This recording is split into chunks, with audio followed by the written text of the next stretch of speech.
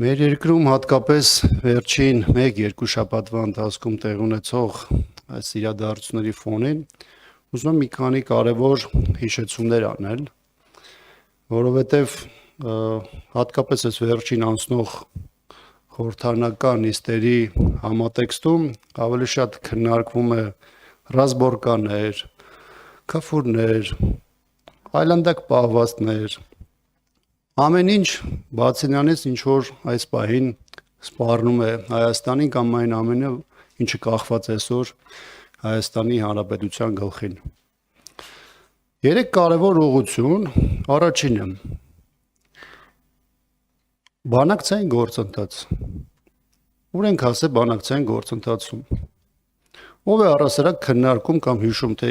որ կետին ենք հասել, որովհետև դրանից է կախված, թե ինչ է սպառնում Հայաստանին եւ ինչ է առաջիկայում սպասվում առասարակ Հայաստանի Հանրապետությանը։ Հանրության հայտարարվեց, որ բանակցությունները Ադրբեջանի հետ ավարտվել են։ Փաստաթուղթը, որը բաղկացած է 17 կետից, չի հրապարակվում, թաքցվում է հասարակությունից եւ այն պարզ հարցի պատասխանը, թե ինչու չի ստորագրում փաստաթուղթերը, մի կողմ դնենք այն բազմաթիվ խնդիրները, որոնք առկա են ողջ բանակցային գործընթացում, մեր հանրությունը այդ հարցի պատասխանը չի ստանում։ Երկրորդ կետը սահմանազատման, սահմանագծման գործընթաց։ Մի քանի ամիս առաջ համատեղ հայտարարություն տարածվեց Հայաստանի եւ Ադրբեջանի մասնակցությամբ, որտեղ ըստ էության հայտարարվեց այն ուղղությունը եւ այն հիմքերը, որի հիման վրա պետք է հյուսիսից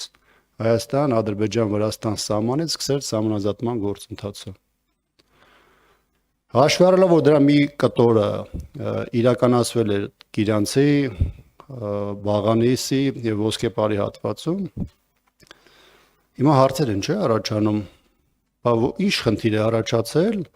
եւ ինչ է թաքցնում իշխանությունը, որ սահմանազատման գործընթացի հետ կապված համատեղ հայտարարությունից հետո որևէ process գոյություն չունի։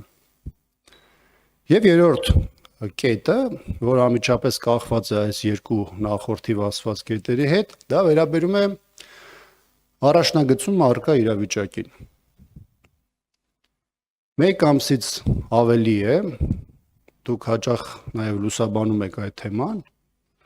որ սահմանագծի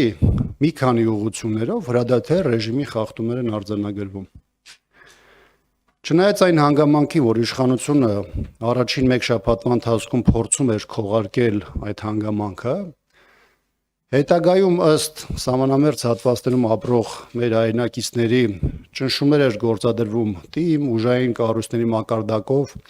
ինֆորմացիա դուրս տալու տեսանկյունից, բայց այնուամենայնիվ իրավիճակը մի այնպիսի կետի հասավ, որի պայմաններում այլևս տեղեկատվություն չսփռելը պարզապես անհնար էր։ Ինչու է իշխանությունը փորձում քողարկել կամ շրջանցել հրադադար ռեժիմի խախտումները, սա կարծում եմ առաջին հերթին պայմանավորված է այսպես կոչված կեղծ այդ խաղաղության փուչիկի փչմամբ, որը հատկապես 26 թվականի նախընտրական տրամաբանության շրջանակներում բնականաբար ձեռնտու չէ, որ այս պահին պայթի եւ դա վնասում է այն միֆականացված ողջ տեսլականը, որը իշխանությունը անընդհատ ներկայացնում եւ տապալում է։ Դրա տապալումները տարբեր փուլերում արտահայտվել են Հայաստանի Հանրապետության տարբեր հատվածների օկուպացիայով 21-23 թվականի ընթացքում, 23 թվականին Արցախի ամբողջական օկուպացիայով եւ այլն։ Այսինքն այս դեպքում էլ դեռ պարզ չէ, թե սրա հետևանքները ինչպես կարտահայտվեն